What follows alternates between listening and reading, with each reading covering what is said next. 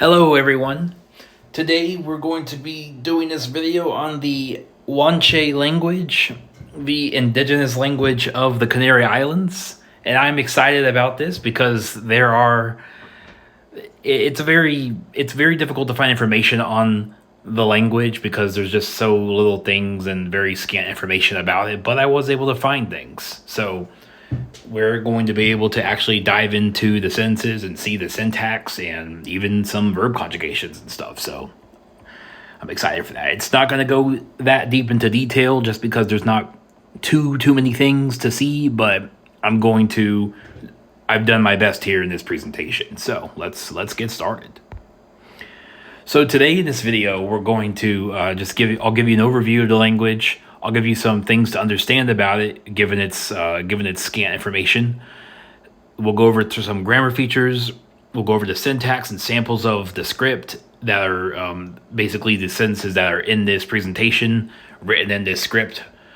And we're also going to go through some vocabulary variances of a few words across the archipelago.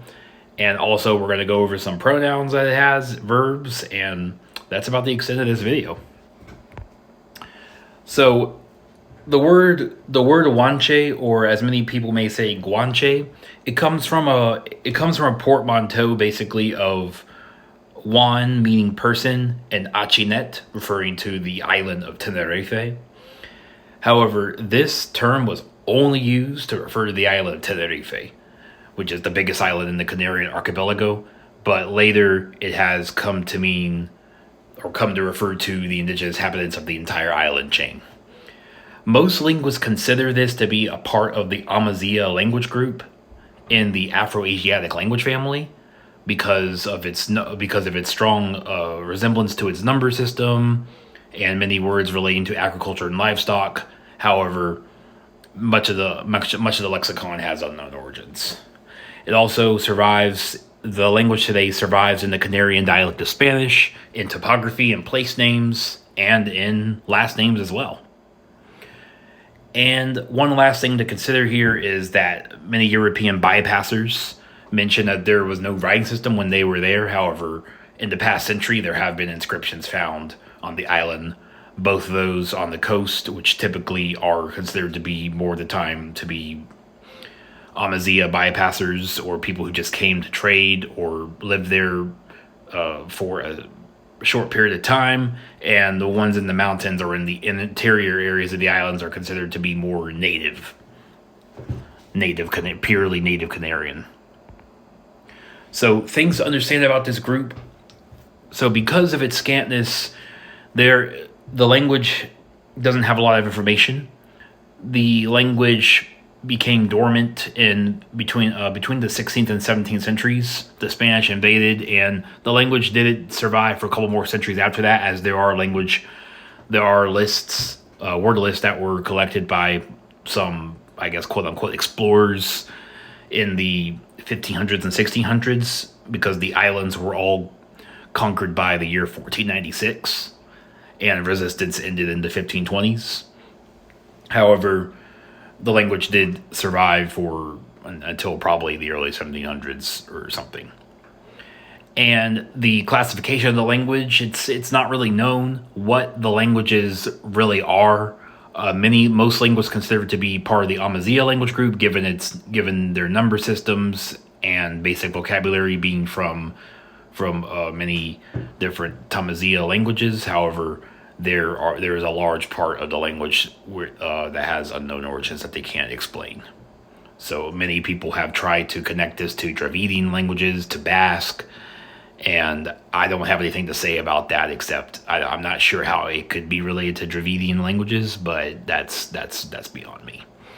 And number 3, if the languages are Amazigh languages, especially given the fact that the script is used all over the islands, these languages supposedly branched off of the Amazigh languages over 3,000 years ago, possibly even longer. And given the amount of time that it's been separated from the continental varieties or languages of the Amazigh language family, it would make sense that these languages could diverge. Something like Finnish and the Māori language, or English and Hindi, which are very, very different and even have different types of syntax. The ancient Libico-Berber script was used throughout the islands. And as I mentioned a little bit earlier, whenever in higher elevations or in the interiors of the island, there were those types of scripts they considered to be more purely Canarian, native Canarian, and the ones that are found on the coast are more likely than not to be related to continental Amazigh speakers who visit the archipelago in times past. However, this it's not always 100% the case. So this is a picture of the island of Tenerife on the northern part of the island. There's a north part and a south part back in 2016 when I was there. Just a picture of the landscape there.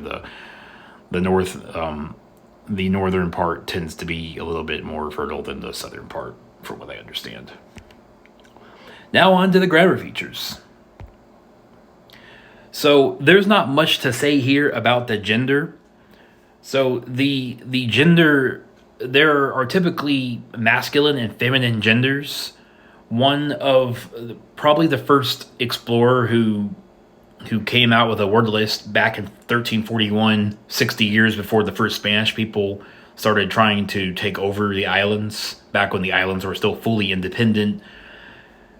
He came out with words that had slightly different variances. Some of them ended in like smetti, amelotti. He also wrote in an Italian-influenced way, which is why you see the double T's and stuff. And in the feminine forms tend to end in a T, and they put a dash here because oftentimes there could be an additional vowel there. And also, additionally, according to Reyes Garcia on his website, Diccionario Insulo Amazigh, it is said that nouns that start with a leading T, like Tafosa, Timonfaya, which is a mountain, Tenerife, the island of Tenerife, and they end in ow or a or aya, are generally feminine. Masculine nouns many times will start in a vowel, however, this vowel does not there. So an example of this would be adaroma, which means shoulder. However, there are many times when the vowel is omitted. So this is a picture of Timonfaya National Park. I was there last year in February, and I decided to take a picture because I knew that this word has to be an example of the Guanche language, or one of the varieties of the language, and this has to be one of the places that they lived at, given the name. This word, interestingly enough, there are streets in Costa Teguise, which is another settlement on Lanzarote, where you can see the word Chimanfaya. So that told me that there were some variances between the sounds just on the island alone. So there probably were slightly different variances in pronunciation of this word. Now on to the syntax. So it appears, based on what linguists and enthusiasts who are from the Canaries have investigated, it shows that this language generally had a subject, verb, object syntax. There are a little bit of differences in the vocabulary, or where the vocabulary can be placed at, but for the most part, it seems to read this way. I'm not sure if this is given that these are Spanish speakers who are doing the analysis or not, or if this is really how the syntax was. I'm just going on the information that I was able to find about it. So we'll go through the first sentence here, which is taken to mean, Lord, give fullness to what is below the grain for the germination. Push away then the illness. This is from the island of Tenerife. So the first noun here is a masculine deity. I believe this was a polytheistic religion, the native religion of the Canaries, if I'm not mistaken. The second one is a second person singular imperative form for the verb confer.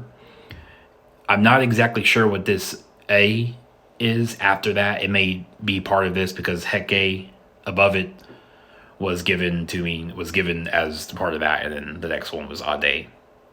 And ade is a preposition meaning under. The next word, which looks like acharan, is a masculine form of the adjective full. I'm not sure how adjectives are declined in this language, but this is what is given. And then this e here is a preposition meaning for or toward. It's given as a quote unquote dative form. And then afana means germination. Ha, which they say in Spanish is from the Spanish de insistencia. I translated this as insistence.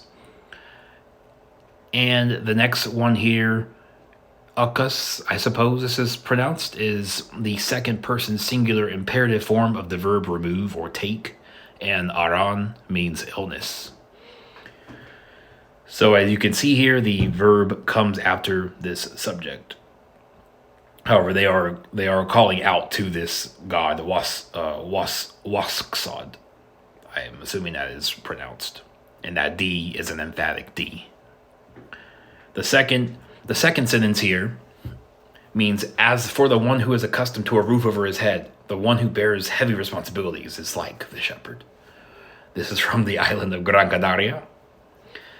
And the first word here, it seems to be a pretty common occurrence in a few different sentences. You'll actually see this again in a later sentence we're going to dissect, and that it means regarding. It can mean a few other things like in respect to, and things like that. The second one here is the masculine singular. I'm not exactly sure if this is an adjective or a D verb, meaning it's something from Arabic where the verb can take many different forms. It can take an adjective-like form. However, I'm not exactly sure what it's supposed to signify in this particular sentence. The next one means cover. And then this one means one who has heavy responsibilities. Not exactly sure where this comes from or what the word originally meant, or if this word literally means a person who has heavy responsibilities. It could also be one of these D verbs that is similar to Semitic languages. And then after that, you have the third person singular masculine form, which means similar or is similar to or bears a resemblance. And it could also mean is like. And then you have the next one, which again is kind of like wanaz, meaning one that watches. And this takes on the meaning of shepherd. And below here in this picture where you see Reyes Garcia is the one who took the original script and put it into this beautified form here so that you could see the script clearly. This is the sentence on the bottom part of the screen. So the third sentence we're going to go over here.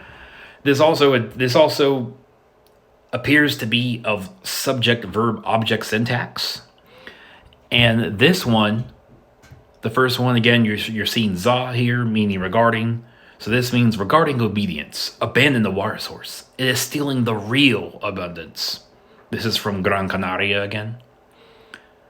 And the second word here, amireu, means obedience. It has a few different meanings. It can also mean observation and some other things as well. And ayu is the second person singular imperative form of the verb to abandon or to leave. And then you have zam. Zam means a reserve or a water spot. However, in this sentence, it's translated as water reserve. And then you have awa, which is the masculine singular form of the verb to steal. I'm not exactly sure how exactly verbs work in this language, but this is the translation and the grammatical analysis that it was given. And then we have here, this word is literally translated as riches. However, in this sentence, it is figuratively translated as abundance, igat. And wa is a deictic form meaning which is here. And again, this is given by Reyes Garcia on the left or on the right side. He beautifies what is on the right side. Sorry. I'm sorry, guys. Reyes Garcia gives what's on the right side as a representation of what's on the left side given by the LBI project. The LBI project took a picture of this. This is how it originally looked. And Reyes Garcia simply beautified that version so that you could see it a little bit more clearly. And in this sentence here, there you can see an example of the genitive function a little bit. It's a little bit difficult to make any clear assertions about, but the locative function at the end of the sentence here is expressing that there's stinks, and that is at the end of the sentence. This locative, there is only, that's how it translates.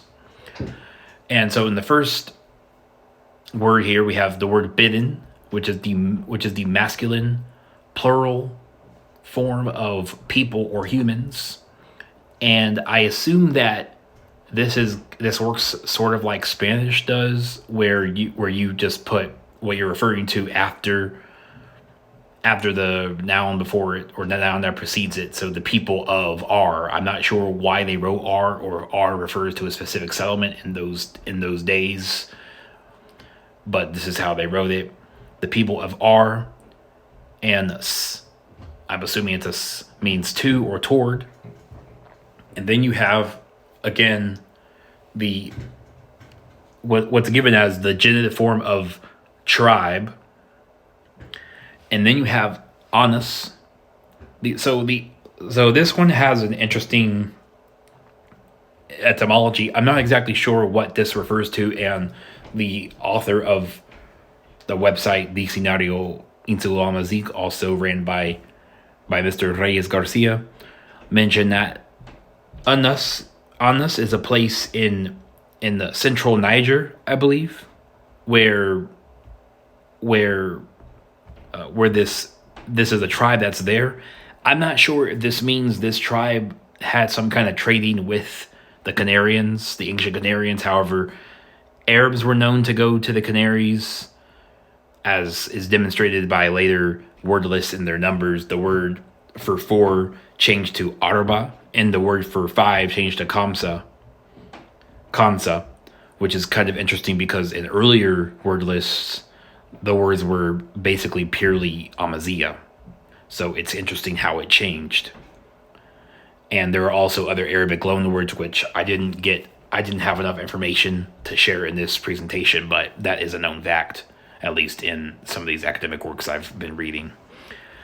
So Ot, I'm assuming that this is tribe, and then because Anus follows Ot, it's the tribe of Anus, or the Anus tribe, and Batar means there is only.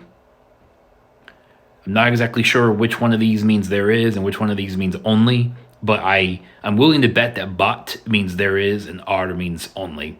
And then the last word, moi, which I marked in a slightly lighter color than what is in there, I apologize for that, is a primary noun meaning thanks. So the people of Ar have nothing but gratitude toward the Anus tribe. So I'm assuming they helped them with something, or they traded them something that they needed from the continent, or maybe the Anus tribe is another neighboring tribe or from a different island. I've got no idea. Now going on to vocabulary differences among the islands, which this is the one I found interesting because everyone talks about the Guanche language being one language. However, there were variances, and if you've had 3,000 plus years of history, there's obviously going to be differences amongst your islands, even if you're in the constant contact amongst each other. So this is the first one. It's not really known. Possibly in some of the cave inscriptions, maybe there's cave inscriptions on Tenerife, Gomero, Fuerteventura, or Lanzarote, or even Graciosa that have words for water. However, you can see here that there were variances even in these times. So Ade, and then you have on the island of La Palma in the western end, and then you have Alamon, or ala, which is a Gomeran variance of this, and you also have in El Hierro, you also have ala as well, and then you have ahemon. I'm assuming this H was pronounced, but I'm not 100% sure, as it may have been written from a Spanish perspective, or maybe it was ahemon. I'm not 100% sure about this. But you can see just in this tiny little area in the western end how far the word water diverged already. And then the second example, I found the word kuna in another academic work written, I believe it was from Militariev. And one of the variances of Gran Canaria, they said kuna. And Concha was found on this island, the island of Gran Canaria, as well as the island of Tenerife, which the big volcano Teide can be found, which is the highest point in Spain too, by the way. And then over here in La Palma, you have Garehagua. So Garehagua kind of sounds like Concha a little bit. I can see how they may have come from one word, but kuna and Concha, there were probably variances that said kuna and people who said Concha on Gran Canaria. And I'm sure these words were very different on the other islands. And then you have the word for sun. This one looks a little bit closer. They look a little bit more related. And on the island of La Palma, you have Leon, and you also have Leon on the island of La Gomera. And then in Gran Canaria, you have Lea. So it's a little bit different. And then you've got this typical A, which usually indicates that it's a masculine noun here in the Lanzarote as alio. You're probably not going to see a lot of stuff from Fuerteventura, because Fuerteventura was, I'm not even sure if it was the very first island to be taken over, but it was one of the very first islands to be invaded and conquered by the Spaniards. So you're not going to be seeing a lot of things from there. But there are cave inscriptions there, as there are on all the islands. So now we're going to be going into the last part, so pronouns and verb conjugations. So for this, it's a little bit tricky, because we have early European explorers or bypassers who looked at who actually got these things, and then that's why I've got the third person singular form and the first person singular form we, as well as the y'all form. I have those in italics because it's not really known if these are actually true. However, in cave inscriptions, Kine and Quene were inscribed, and this in there is no word for we that I could find in the tasăkănit language. However, that was used in a verbal form, which you'll also see in the next slide.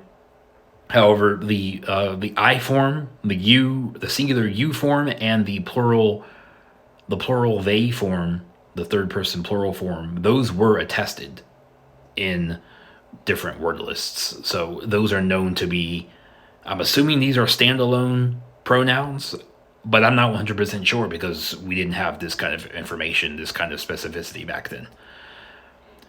And T and Te, those were given in cave inscriptions given by Reyes Garcia as well. And so then we have the verbal endings. So I put question marks here because it's very confusing. Basically everything that's from this, they're all from, almost all of them except the first person singular for I. They're all from cave inscriptions. And with cave inscriptions, we can't really be 100% sure about it, because cave inscriptions, they wrote only the consonants, much like what many Semitic languages do, where there is a way to express vowels. However, there is no way to express vowels, as far as I know, in this ancient Canarian, I don't want to call it Tifinagh script, but ancient Canarian script. As far as I know, there's no way to indicate where vowels are, short or long vowels. I'm not sure. However, in cave inscriptions, people have assumed this stuff and assumed that, I'm assuming based on relations with continental Amazigh varieties, or what they know, or different pieces of evidence that they've been able to place the vowels there. So the sentence "adu hi area," this was actually written down in Latin script. I'm not exactly sure who. I assume it was a native Guanche man. However, this indicates that the verb to go adu, he is a form that means that is used for the first person singular. So in the second person singular, there is no known verbal conjugation for that form. However, there in many other cave inscriptions, there are many different imperative forms given. It's mostly just the verb, as in many different languages around the world, where it's just the base form of that verb or some slightly different version of that. And then in the third person singular, you have e, and sometimes it can be transcribed as a y, and then you also have ig as well. So in the form irime, he dyes, like dyeing hair a certain color, or dyes the color of bark or some object a different color. I'm not sure if this was used, if there was a feminine version of this, because I know in Semitic languages you often use a y for masculine forms and a t for feminine forms. However, I'm not sure if this is the case in tasăkănit. I'm not exactly sure. And in the plural, we have a sentence. I'm not even going to try to pronounce this because there are missing vowels here, and I'm not exactly sure. But I know that a leading in is a verbal conjugation for we, which is attested in this sentence, meaning we forgive the offense that is the fear of God, something like this. And then in the second person plural, you have this leading T and this ending M. I'm not exactly sure. I could not find any sentences, at least from the research that I saw on Rey Garcia's Diccionario into Amazigh, but there may be a cave inscription. I'm not sure where he got this from, but I assume there's a sentence somewhere that uses this, but I could not find any examples, any immediate examples. And then the third person plural, from what I'm understanding, because this website is in Spanish, so it's not my native language, but I've tried my best here with the Spanish that I do have. I know it pretty well, so I was able to translate all these things to the best of my ability. So you have this M, this basically anything, I'm assuming anything that ends with an N is indicative of the third person plural. So we ween, they carry or they bring. I assume this is the present form. And then you have zinu, send or take it, imperative to you all. So this is another imperative form. I assume this u after zin is an imperative form. This u, I assume it's a Afro-Asiatic ending. I'm not sure. I don't know really anything at all about other Amazigh languages. Like I don't know anything about Tamashek or Siwi or tasăkănit. I don't know anything about any of these other languages. However, it is said. I believe his name is Militariev. He wrote that he believes that the tribe called the Tifinagh had a migration between the 4th and between the 5th and the 8th centuries AD to the Canaries. I'm not exactly sure if these people integrated with them and they spoke a form of Amazigh which was understandable, or if they were translators and they welcomed them. I'm not sure, but he claims that there are expressions throughout the islands which are indicative of this migration. So that's going to be one of the sources that I share at the bottom of this video. However, this is pretty much the end based on what I could find about it. So I took this thank you note S means toward, to, or toward is a dative ending. Bidden means people. Wa means who are there. Bat are means there is only, and moi means gratitude. So I was trying to say thank you to all who are here. There is nothing but thanks. So I don't really know much, but I wanted to put everything together and be a little bit silly and put the sentence here. And I also wrote it in this picture here. I wrote it in the script based on different examples. And so I hope you enjoyed this little writing I've done. But yeah, thank you all for watching. Spread the video. Subscribe if you want to see more videos. I try to come out with a video every 20 days or so. That's been seeming like the routine.